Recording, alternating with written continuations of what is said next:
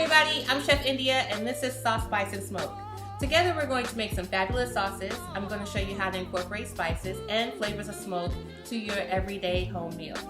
Today we're going to talk about tools, things that you need to have in your kitchen if you're going to be making sauces, cooking with spices, adding smoky flavors, and I want to talk to you about what you should have in your kitchen from a tool perspective to make sauces every day. So there are a ton of tools and equipment that you should have in your kitchen in general for cooking at home. But today we're going to talk about the things that you should have in your kitchen for sauce making, for spices, for smoke. I am going to talk through a couple different things and tell you what these tools and pieces of equipment are, how they should be used. Basically, I want to set you up for success so that as you're cooking along with me with these videos and we're talking about sauces and spices and flavors of smoke, that you'll have the essentials ready at hand to go ahead and make the things that we're going to be making. So we're going to start with some mixing bowls. So you should have mixing bowls of all sizes. I've got a couple of different sizes here, but the reason why this is important is because you're going to be mixing a lot of different ingredients together. You might be using a spoon, a whisk, and we'll talk about those things, but definitely have some mixing bowls in your kitchen ready to go when you're making sauces. A strainer. This is a small one. They come in various sizes, but the reason why you need to have one of these is because sometimes we're going to be cooking things that we don't really want all of the elements. For instance, let's just say if we roast a pepper and we want to blend that down and we need to strain it to get it very smooth and liquid. So we want to use a strainer, and we'll talk about how to use this when we're doing different recipes, but you definitely want to have a strainer available in your kitchen. We should have a sauce pot. This is actually called a stock pot. You can have pots of different sizes. Essentially, we're going to be boiling things, we're going to be cooking things up together, so you definitely want to have a good sized pot when you're making sauces and things of that nature to add to your meals. You don't necessarily have to have one this big all the time, but just have different sizes of pots in your kitchen, and that will help you along the way.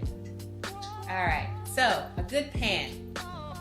You should always have a good pan in your kitchen. Why do you need a pan? We're making sauces, but you need a pan, right? There's going to be lots of fresh ingredients that we're going to be sauteing together. Onions, peppers, tomatoes, you never know. We have so many recipes to show you, but a good saucepan is what you're going to need. And make it sure that it's non-stick. When it comes to pans, non-stick is the way to go. It'll be easy to deglaze. We'll talk about what that means, but non-stick is the way to go. But definitely have a good sized pan in your kitchen for sauce making. Sauce making can get really, really messy, and you're always going to need some sort of towel to clean up after yourself. So make sure you have some towels on hand. That's that. We can also talk about this cutting board here. You're always going to need a cutting board. There's going to be lots of chopping, dicing, things that we're going to need to cut into certain sizes. So a cutting board, and then a good roasting pan. We're going to be roasting a lot of stuff in the oven and breaking it down to make sauces. So definitely have just a general pan that can fit into your stove at home. Doesn't have to be too large, but just have something available so when we're roasting ingredients together.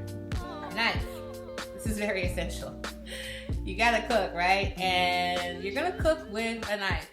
There are a lot of things you're gonna use, but there's lots of chopping involved. You're gonna be chopping a lot. Definitely have a good chef's knife in your kitchen available to you, so when you're cooking, you can chop up things very easily. This goes along with your utensils over here, like your cutting board, and these two paired together will get you where you need to be with getting things cut down to the right size and getting them incorporated into your recipes. Definitely one thing you're going to need for sure is a whisk. You're going to need a whisk to emulsify and to mix your ingredients together. So this is going to work very well with your mixing bowls, right? These two together, you're going to incorporate your ingredients and make some love. So ingredients go here, you whisk goes like this, and whisk motion. Definitely whisks are something that you're going to need. Whisks come in all shapes and sizes, colors. You don't necessarily have to have a stainless steel one. There are plastic ones. Just buy a whisk that you prefer, and just make sure that you have one because you're definitely going to need it in your kitchen. Along with a whisk, another utensil that incorporates ingredients together is a spatula. You think spatula, why would I need that? But when you are mixing things together, ingredients. They're gonna get sauced up in here and they're gonna end up all in this bowl. You wanna make sure you capture everything from out of here. So really I use spatulas to kind of scrape the sides of the bowl. You can use it to mix, but you're gonna use your whisk and your spoons to do that. But this is so you get everything off the edges and not waste any ingredients, because you want all that goodness that you're making. You want to make every drop count. So definitely have a spatula in your kitchen. It'll be very useful when you're making your sauces.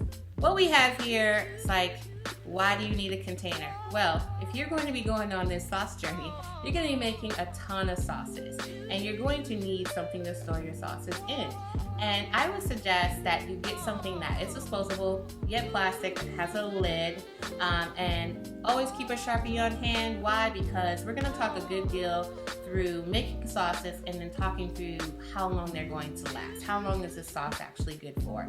So it's always good to have a Sharpie on hand so you can write the type of sauce, the date that you made it, and then give yourself an expiration date for how long you can keep this in the fridge or on the shelf, or just how long you can keep it in your home and use it for. Next, we have small bowls. This is technically called a ramekin.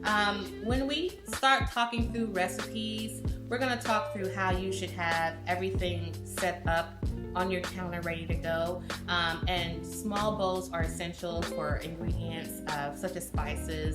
You might chop up some garlic and have it in here, but definitely have small bowls available to you, because you're going to need them to kind of keep yourself organized when you're making some of these recipes. This squeeze bottle is kind of like a nice to have. It's not something that you have to have it, but as we are making these recipes and we start plating these meals, we might put some sauce in a squeeze bottle and then kind of, drizzle some things onto a plate or onto whatever we're making. Don't necessarily have to have this, but it is cool to have when we start talking through plating techniques of some of these recipes that we're going to be doing. So, squeeze bottle.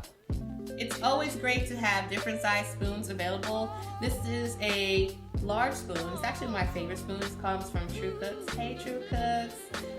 They're my people over there. They have culinary apparel and tools and essentials that you can buy from them for cooking. And this is the wooden spoon that they have. I use this spoon a lot. It allows me to kind of get a good amount in this well here and see what I'm working with. So you definitely want a large spoon. I like to work with wooden utensils. As you can see, I definitely have some non-wooden things, but wooden spoons is something I definitely keep in my kitchen when I am making sauces. As you can see, I have another one here. It's a smaller spoon, it's wooden, but it's a slotted spoon. So sometimes you need to scoop something up and you want not to get the excess liquid. You need a slotted spoon that can just allow you to pick up the chunks of things and see what you're working with. So I suggest having a slotted spoon in your kitchen as well. We have a saucier spoon. So it is a very unique spoon. Again, this is a very more culinary thing that it's a nice to have. You don't necessarily have to have it. This spoon is built in a way that you can have sauce in the well of the spoon, and the way that the tip is manufactured, it allows you to pour sauces out, or you can drizzle things on your plate. So this is really cool just to kind of have in your kitchen. If you'd like, you can find this in your culinary stores, Williams and Sonoma, Cook's Warehouse, those type of places would have this. You can order it online, but this is called a saucier spoon. This is a small ladle. You're going to be making sauces and ladling things, and so you might want to have a ladle in your kitchen. Here's another version, more professional commercial style that you might see in a restaurant, but definitely have some ladles in your kitchen. As you're making sauces, you're definitely going to be ladling things into containers or onto dishes, but just definitely have some small ladles available to you. Tongs. Tongs are essential, not only for sauce making, but just in cooking in general. So we're going to be working with a lot of hot ingredients, and you're going to need to be able to pick things up, and tongs are always useful. You're definitely going to need these when you're making sauces, because we're going to be doing a lot of cooking and you don't want to touch things with hands or pick things up that are too hot without having some tongs available to you. So we have a peeler. This is not something... When I thought about this is more so like thinking through ingredients, right? So hard vegetables that are gonna need peeled, you can peel it by hand with a knife, but why not? I mean, this peelers make things so easy. Get the skin off. 1, 2, 3, it's gone. For potatoes, sweet potatoes, any hard vegetable that has a skin layer to it that we don't want, we're going to be definitely using a peeler, so I suggest that you have that in your kitchen.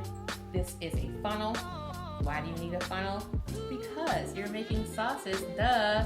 You're going to need to put sauces in containers and things. It's like if you needed to put it in this squeeze bottle, anything that you want to just transfer sauce from one thing to another, definitely a funnel is good to go. You can have a plastic funnel.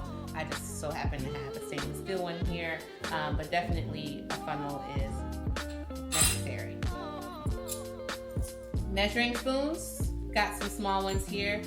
Measuring spoons are useful, definitely. I wouldn't necessarily say they're needed because some of these things that we're going to be showing you recipe wise is seasoning to taste. Everybody's taste buds are different when it comes to spices, salts, things of that nature. So when we get into some of these recipes and as we're working along making these things together, I'm going to tell you to season things to taste. I may not say, hey, take a 1/4 teaspoon of that. I want you to be able to explore and expand your own flavor profile, so you may want more of something or less of something, but if you want to get really particular about ingredients and what you're using and how you're wanting to utilize that recipe, some measuring spoons are going to be good and useful for you to have in your kitchen as well. Alright, so let's get into some of the cooler stuff. A mortar and pestle is what this is called. This is a wooden one. They also come in volcanic rock. I'm going to be showing you how to use this in various ways for sauce making, for spices, and so definitely it is one of the essential things. I would say this is a very important item to make sure that you do have. If you want to really get into the sauce journey of making sauces and utilizing different things and mixing spices together, definitely invest in a mortar and pestle. You can get a wooden one. I haven't seen them come in plastic, but we have one in a volcanic rock that we will be using on this show. But mortar and pestle is definitely an essential tool. So let's go with the smoke gun. This thing here is very cool. It's very fun. This is a Polyscience. Breville also makes one. You can probably find this on Amazon to order one and have it for yourself. But when we start using this bad boy, it's going to be lots of fun. Basically what this does, it is a machine that allows you to add flavors of smoke to your meals. You put in dry ingredients here at the top. We light that with a lighter and then we turn it on and then smoke comes out of this tube here. We don't have anything in here now, but you can kind of hear how that sounds. It's kind of vacuumy, but think about it in reverse where it's pulling in the smoke from the item that's lit here and pushing it out through this tube. So I like to use this a lot. We will be using it, adding flavors of smoke to our meals. And I hope that you enjoy that process. I think it'll be really cool and you'll understand how fun it is, and then you go out and get one for yourself. You don't necessarily have to have this, but it is a cool tool to have in your kitchen, and you're probably looking at this and like, why does she have a propane burner in her hand? I would like to leave this to the professionals, but if you are at home and you like to experiment and you want to do a couple different things, this is a great way to add roasted flavors, smoky flavors, by adding just a touch of fire to items. We'll talk about roasting things, how you can quickly do that on your stove, but if you have like, an object that you just want to add some flame to, I would suggest getting one of these. This is a Burnzomatic brand. You can find this on Amazon. It comes in this top piece, and then you can order the propane tanks separately, and together you have like this really great torch. So, I'm gonna unlock this, and then you can see how fun that is. Fire, fire, fire. But we're going to talk about safety whenever we use this, because it's very important that you stay safe, but it's really cool to add levels of smoke to your food. Last but not least is a blender. Okay, now this is a Vitamix, and Vitamix is a very popular brand. You'll see a lot of chefs using Vitamixes in their kitchen. A lot of restaurants use Vitamixes to blend. The reason why it's so popular because it's a really great piece of equipment. It's very powerful. The motors and everything inside just help you use this for a really long time. It's really good at blending sauces, soups, chopping even. And so I suggest that you get a Vitamix. It is very, very expensive. But again, if you are wanting to become a sauce queen like myself, you will invest in this item and make sure that you have it in your kitchen. If not a Vitamix, just really invest in a really good blender. Blenders, mixers, even food processors, which we don't have pictured here today, are essential to sauce making. And so you definitely want to have a blender available in your kitchen. I would suggest investing in a Vitamix. Okay? Sauce, spice, and smoke essentials, Go out, grab you these items, make sure you have them. And then as we get going, you'll start to see us utilizing these items in different recipes. And yeah, then you'll have everything that you need to be a sauce, spice, and smoke champion. All right, guys. Well, that's it for today's episode of Sauce, Spice, and Smoke. I hope you enjoyed us talking through these essential tools together, and you'll go out and get what you need to start your sauce journey.